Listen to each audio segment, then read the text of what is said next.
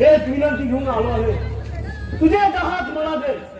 माझ्या गजबुमाची तुला जेव्हा गरज लागेल ते मी तुला देईन. शांत हो मित्र गजासुरा, शांत हो.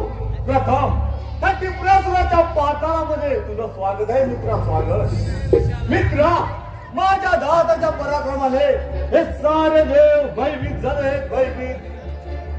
मित्रा, माझे दात मी द्यायला तयार आहे. मग ठीक आहे मित्रा, चल.